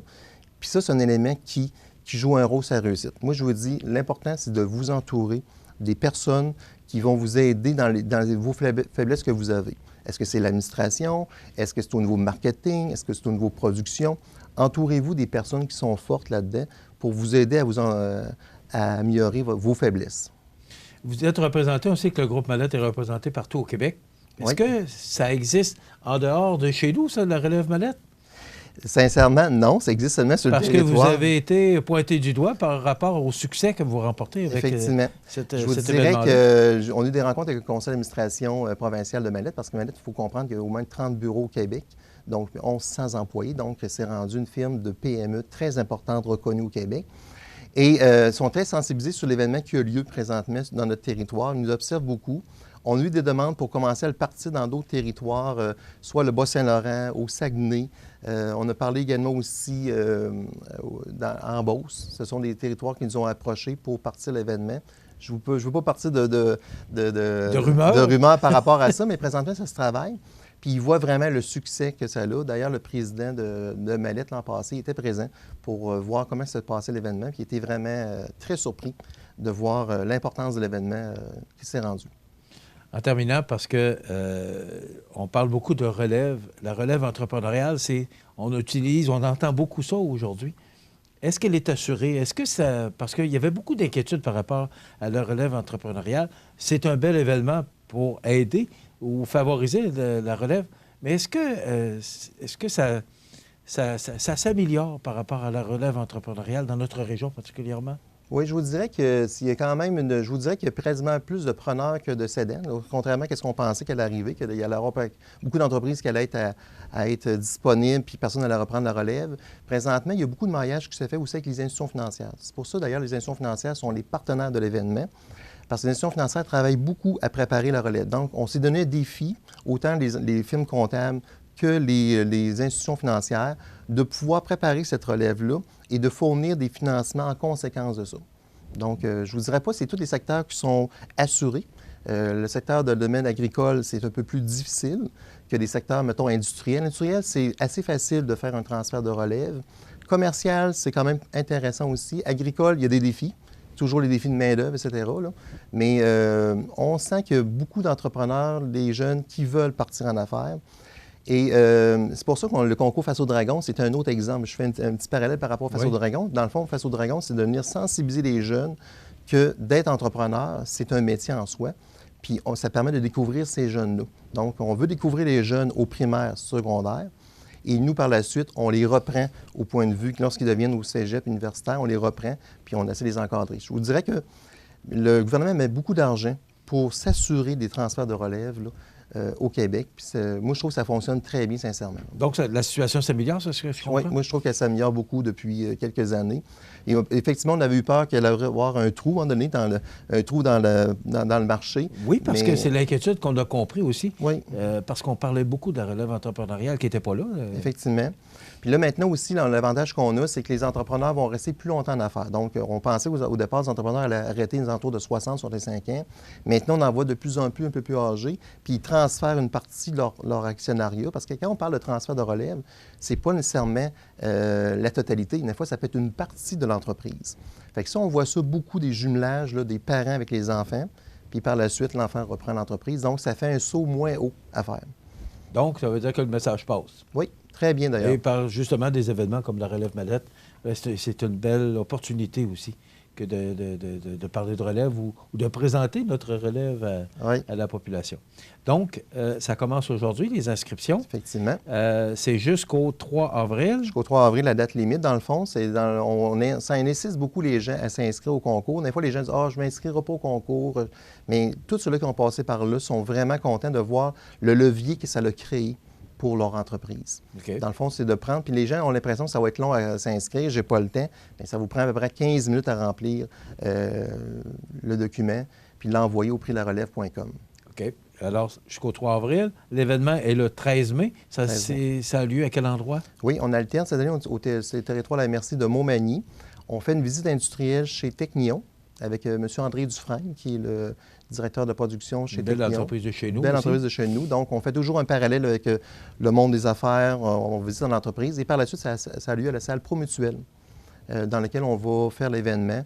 L'événement qui n'est pas trop glamour, comme on peut dire, le terme angliciste. Là. Dans le fond, si on veut ça vraiment à la bonne franquette, on laisse beaucoup de temps aux gens d'échanger entre eux. Et on veut faire reconnaître ces jeunes-là. Fait que, une belle soirée. C'est à Saint-Eugène, puis j'étais là. Puis, écoute, la salle était pleine à craquer. Ah oui, c'est démontré à quel point les gens suivent ce bel événement. Oui. Bravo pour cette belle initiative, Régent. Donc, c'est le 13 mai que ça a lieu et ça va être à la salle Promutuelle. Donc, les gens qui veulent s'inscrire peuvent le faire dès maintenant. Dès maintenant. Sur Relève Mallette. Oui, prixlerelève.com, oui. Pardon? Relèvemallette.com, excusez-moi. Relèvemallette.com, oui. Voilà. Alors, merci beaucoup, Régent Lemieux, associé chez Groupe Mallette, et bravo pour cette belle initiative. Merci, Michel. Alors, ça complète dans quelques instants. José Soucy est avec nous pour les grands titres de l'actualité. Desjardins et ses membres sont toujours là pour faire briller la jeunesse. Les jeunes ont des rêves, des ambitions, des projets, et les Caisses Desjardins de Montmagny-Lillet sont fiers de les soutenir et de les faire rayonner. Desjardins, toujours là pour faire briller la jeunesse. Un nouveau bureau d'avocat ouvre ses portes à Montmagny. Maître Jérôme Théberge offre maintenant son expérience à la population de la région pour des services juridiques. Jérôme Théberge, avocat, 20 avenue Saint-Madloire, Montmagny, 248-7474. Le réseau de télévision CEMA TV est fier de vous présenter La Pouponnière, en collaboration avec votre Jean Coutu de Montmagny, où l'on trouve de tout, même un ami. Santé, beauté, photo. Votre Jean Coutu de Montmagny, c'est tout ça et encore bien plus. Jean Thibault et toute son équipe du Jean Coutu de Montmagny sont fiers de s'associer à CEMA TV dans la présentation de La Pouponnière et profitent de l'occasion pour féliciter les heureux parents. Alors, notre chronique La Pouponnière, on a un petit poupon à vous présenter ce matin. C'est Nolan Pelletier-Jonca. Les parents, Marina Pelletier et Benoît Jonca. Ils sont de Berthier-sur-Mer. Donc, Nolan Pelletier-Jonca, bienvenue. Et bravo aux parents, Marina Pelletier et Benoît Jonca. Nolan qui est arrivé le 28 février. Et en principe, on devait vous donner le nom des gagnants la semaine dernière, mais il n'y avait pas. Il n'y a pas eu de bébé. C'est rare. C'est même très rare qu'on n'a pas de bébé au cours de la semaine. Donc, il y aura un certificat cadeau pour mardi prochain pour les bébés de cette semaine. Voilà, ça complète notre chronique La Pouponnière qui vous est présentée à tous les mardis et jeudis à la même heure. Et merci à tous les employés de la Pouponnière de l'hôpital de Montmagny pour leur collaboration qui nous permet de vous présenter cette chronique 2 jours ou 2 fois par semaine.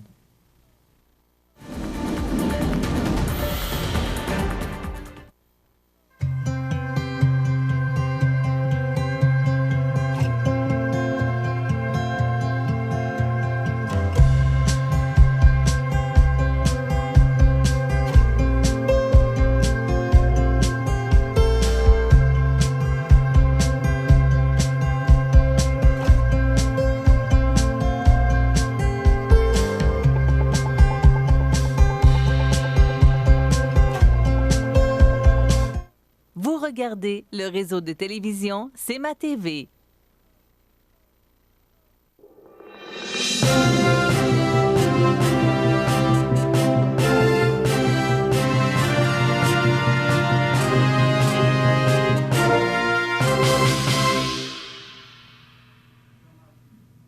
Alors, c'est le Super Mardi avec le super journaliste Super José. Super José qui est au Super Québec, qui n'est pas au Super États-Unis, mais qui suit quand même ça de loin. Oui. Puis, je me suis renseigné un peu hier. Tu nous as parlé du Super Mardi. Je ne voulais pas te reposer la question. Non, ça me fait plaisir. C'est parce que je me doutais, mais je n'étais pas sûr. Il fallait que je vérifie. Dans le fond, le Super Mardi, c'est la journée où il y a le plus d'États qui votent en même temps. Est-ce que ça se peut, une douzaine d'États? C'est fort possible. Et c'est pour ça qu'habituellement, après le Super Mardi, on sait c'est qui va affronter le candidat à la présidence, parce que c'est les deux partis habituellement qui cherchent leur candidat. Mais là, tu sais que du côté des Républicains, bien, on garde Donald Trump. Ben oui. Écoute, parce que là... on ne peut pas changer... Ben, en tout cas, jusqu'à date, ils ne l'ont pas changé. Ça veut dire que ça fait leur affaire. Mais tu peux pas... Est-ce que tu peux changer un président en pleine fonction? Non. Ben, je pense que oui, parce que c'est une question partisane. Oui, mais il, Exemple, il mais a été élu. Oui, il a été élu. Il a été élu président. Vraiment qu'il a été élu président. Ça veut dire qu'il aurait demeuré président jusqu'aux élections, puis après ça, il aurait été remplacé, mettons, exemple, par un autre. As-tu déjà vu ça? Non, j'ai jamais vu ça. Non, Peut-être de l'histoire des États-Unis, c'est arrivé. Mais remarque, exemple, au Canada, mettons, Justin Trudeau, le Parti libéral décide qu'ils n'ont plus la confiance en leur chef. Il le remplace, et c'est un autre, exemple, un député ministre qui le remplace à la tête du Canada, de sorte qu'on pourra avoir un premier ministre sans passer par des élections, c'est-à-dire qu'on changerait de premier ministre sans passer par des élections. Parce que là, on vit ça avec M. Scheer, mais il est non élu, il est pas... Il est élu. Oui, mais il faut que tu comprennes... C'est-à-dire qu'il est élu, mais il n'est pas premier ministre. Oui, c'est ça, mais ce qu'il faut que tu comprennes au Canada, c'est qu'on n'élit pas le premier ministre. Souvent, ça aide, mais parce qu'on sait que c'est le chef de parti qui va devenir premier ministre. Mais c'est pas, exemple, on élit le Parti libéral plus qui on choisit dans la cause du premier ministre. On choisit le député, on choisit le parti. Le parti, bien, si le député a été élu, bien, c'est lui qui va devenir premier ministre, en l'occurrence. Et dans le cas c'est très compliqué. Ah, c'est compliqué parce qu'il y a des super électeurs aussi. Ce que j'ai compris, c'est que dans des États, exemple, le Parti républicain et le Parti démocrate choisissent des grands électeurs dans certains États. Même dans tous les États, ça dépend de la grosseur de l'État. Et si, mettons, exemple, la population a choisi de voter républicain, bien, ça va être les grands électeurs républicains qui vont choisir le président. Mais c'est rare que ça arrive que les grands électeurs choisissent un autre candidat que leur candidat. C'est déjà arrivé une fois ou deux, je pense, que quelqu'un s'était trompé, mais habituellement, tes grands électeurs que tu as choisis vont te choisir. C'est quand même spécial comme système, remarque. Et là, ça veut dire que ce soir, on devrait être fixé. Ça va être Biden ou Sanders. Oui, techniquement, on devrait être fixé. Pas d'extraordinaire. Exact. Mme Warren est encore là, mais... Non. Puis là, il y en a une sénatrice hier qui a tiré sa révérence également. Buttigieg a tiré sa révérence tu vois que les gens se retirent de plus en plus. Oui, et la course va se faire entre Joe Biden puis... ça ressemble il y a Blumberg. Blumberg est encore dans la course aussi. Blumberg, oui, mais hier, les sondages indiquaient qu'il était ou dernier ou avant-dernier. Sauf dans un État, il était deuxième. Mais M. Sanders avait... vraiment une longue... Mais ça dépend encore pas des grands électeurs, mais des États aujourd'hui qui vont voter. Parce que Biden, dans les premiers... je te dirais, les résultats qu'on avait eus, notamment en Iowa, on pensait qu'il n'était plus là, mais finalement, il a remonté. Là, quand même, c'est une surprise. Et Bloomberg aurait plus d'1 demi-milliard d'investis en publicité. 1 demi-milliard? Oui, 500 millions. C'est un article qu'il y avait en fin de semaine. Ça n'a pas de bon sens, l'argent qui s'investit là-dedans. Mais tu sais qu'aux États-Unis, il n'y a pas de limite. Il n'y a pas de plafond de donation. Hein. De sorte... Écoute, il n'y a pas personne qui est pauvre, qui est non, mais OK, là... qui est candidat... OK, on s'entend un peu. Bloomberg et Donald Trump sont multimilliardaires, d'accord? On s'entend là-dessus. Sauf qu'exemple, Barack Obama était peut-être millionnaire, je ne le sais pas, mais il n'était pas super riche. Et lorsque les compagnies te financent sans plafond de donation, tu dois le pouvoir acquis après. Je ne sais pas si tu suis un peu mon raisonnement. C'est pour ça qu'on a passé des lois au Canada ou au Québec, parce que les gens achetaient les élections. Exemple, où je vais te donner, mettons, 100 000 pour ta campagne, le Parti libéral du Québec, un exemple, je fais pas de... Bien, ça se peut qu'après, lorsque le téléphone sonne, tu sois redevable. Hein? Bien, aux États-Unis, ça doit marcher possiblement un peu comme ça aussi. En passant, j'ai donné les chiffres au conditionnel, là, parce que je me souviens, c'est quand même un montant assez exorbitant. Faramineux, là. Mais il me semble que c'est ça. Mais je l'ai dit au conditionnel parce que je n'ai pas le chiffre exact, là, mais c'est de l'argent. Et tout le monde, là, parce que d'abord, ça coûte cher de présenter sa candidature, c'est la première chose. Ça coûte cher. Et moi, comment il s'appelle l'autre... je ne me souviens plus du nom du candidat là, qui s'est retiré hier. Buttigieg. Pardon? Buttigieg? Oui. Qui, lui, on l'appelle le milliardaire. Alors, je pense qu'ils sont tous milliardaires ou millionnaires. En tout cas, pour être là. Il n'y a pas de pauvreté dans les candidatures du Parti démocratique. Maintenant, écoute, moi, je trouve que l'année 2020 débute extrêmement difficilement. Là, c'est le conflit avec les Autochtones, les Mohawks, peu importe, on pourrait tous les nommer. Il y a également le virus de coronavirus. Ouais. Je trouve qu'on a un début d'année extrêmement difficile par rapport aux événements qui se passent. Mais, par rapport à l'actualité, là, je trouve ça dur. Hein?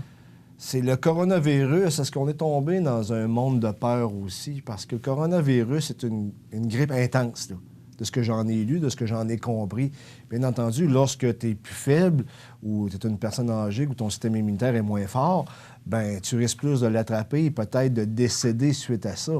Mais en même temps, est-ce que c'est valable tout ce qu'on vit, le climat de peur qui s'est installé sur la planète? Tu as vu le Dow Jones qui perd des plumes à tous les jours. Hier, il y a eu une remontée fulgurante. Bon, OK, parce que peut-être, je sais pas, c'est parce que c'est la spéculation, c'est le marché. Hein? Lorsque tu es inquiet, ben, qu'est-ce que tu fais? Ben, tu retires souvent ton argent parce que tu veux pas l'investir, parce que tu as peur, donc tu la gardes un peu pour toi. Là. Je résume ça en petit. Là. Ben, c'est un peu ce qui est arrivé à la crise le crash boursier de 1929 aux États-Unis qui a touché après ça le monde. Il y a comme des spéculations. Les gens ont eu peur, ils ont retiré leur argent, de sorte que l'argent ne. Puis il n'y en avait pas beaucoup. Là, c'était différent. C'était beaucoup différent qu'aujourd'hui. Là, maintenant, tu as vu en 2008, lorsqu'il y a eu la crise des banques, là, la crise financière, ben, le gouvernement américain a réinvesti de l'argent dans les banques pour sauver les banques, pour sauver du même coup l'économie. Tandis qu'au Canada, puisqu'on avait un système bancaire beaucoup plus solide, on a réussi à s'en sortir mieux. Il y avait quand même des bonnes nouvelles. Mais tout ça pour te dire que je pense qu'on vit un peu dans un climat de peur. Là, tu vois, là, les hôpitaux dévalisés de leurs masques. C'est pas le masque qui va t'empêcher de l'attraper, hein, en passant, là, il disait. Là, parce qu'au pire, même. C'est toujours les mains, hein? Au pire, même, ça pourrait te nuire parce que puisque tu as le masque, tu vas penser que tu es un peu plus invincible. Je veux dire que ça t'atteindra pas, mais au final, ça t'atteint autant. Il faut se laver les mains, il faut faire attention.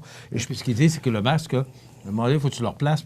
Et tu te mets les mains au visage. Ben oui. Si tu n'es pas lavé les mains, Puis je présume que dans les hôpitaux, ça commence à être un peu la panique. Pas la grosse panique, mais on commence à sentir une certaine pression des médias nationaux et internationaux parce que c'est le sujet de l'heure, le coronavirus. Ben, avec la crise ferroviaire au Canada. Il y a des événements qui sont remis. Le Louvre est fermé depuis quelques jours. Tu sais, c'est jamais vu. Je pense que je ne me souviens pas d'avoir vu quelque chose de similaire à ça. Parce qu'il y a eu le SRAS, il y a eu d'autres. Oui, mais pas aussi intense que ça. Jamais comme on vit là.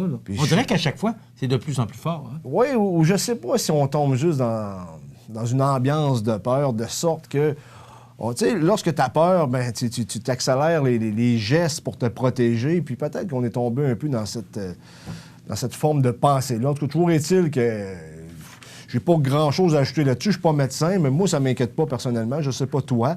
Moi, ça me stresse pas plus qu'il faut. Remarque, je suis quand même assez en santé, mais on verra. En tout cas, on ne souhaite pas que ça atteigne le Canada, puis on ne souhaite pas que les gens tombent dans la panique non plus. Lavez vos mains. Qu'est-ce qu'on dirait de plus? Je sais plus. Je suis allé justement à l'hôpital hier, puis on a plusieurs télévisions là, dans les différentes salles d'attente. Là. Et moi, hier, ce qui m'a frappé, c'est la gentillesse et l'accueil des gens à l'hôpital de Montmagny. Je veux le dire parce que je vous parle souvent de la fierté que j'ai envers notre hôpital. Oui, c'est vrai. Mais les gens qui y travaillent sont tellement sympathiques, dévoués. Hier, j'en ai eu la plus belle preuve. Là. J'ai un problème à un genou depuis quelques semaines. Et j'ai été reçu là, vraiment, là, les gens sont fins, sont gentils. On est choyés. Non, mais écoute, Michel Montminy, je veux dire... Non. Ça n'a rien à voir. T'as passé à l'hôpital à tous les jours, Michel Montminy. C'est ça, j'y vais pas souvent. Tant mieux. Non, puis j'y vais vraiment quand j'ai pas le choix, parce que je laisse la place vraiment à des gens qui n'ont besoin. Ce que tout le monde devrait faire aussi. L'accueil, les gens sont souriants, sont sympathiques. Et moi, je vous salue. Puis je suis fier de notre hôpital, puis tout ce qu'on a fait pour que l'IRM, la dialyse maintenant, qui se donne à l'hôpital de Montmagny. Donc, on a beaucoup de services à côté. Là, on est à 4-5 minutes de notre hôpital. Si, oui, environ. Donc, bravo à ces gens qui s'occupent de notre hôpital. Aussi, José, la collecte de sang, c'est organisé par les Chevaliers de Colombe, Conseil 2634, c'est aujourd'hui. C'est de 14 à 20 heures. On ne nous dit pas, par exemple, le nombre de l'objectif, mais quand même, ce qui est important, c'est qu'il fait beau. C'est vraiment une belle journée. Alors, si vous avez quelques minutes, vous savez qu'un don de sang est un don de vie. Exact. Donc, c'est organisé par les Chevaliers de Colomb 2634, sous la présidence d'honneur de Mme Renée Grégoire. C'est aujourd'hui, ça commence à 14 h jusqu'à 20 h. À la cafétéria de l'école. Alors, je vous invite à être généreux pour donner de votre sang. On en a toujours besoin. Ça complète? Oui. Merci. Et je vous souhaite une excellente journée. À demain. L'émission Bonjour Côte-du-Sud, une présentation de Guy Simard-Auto qui fait la vente de voitures usagées, la réparation et l'entretien de votre véhicule. Guy Simard-Auto, 401 boulevard Taché-Est, Montmagny, 281 5611.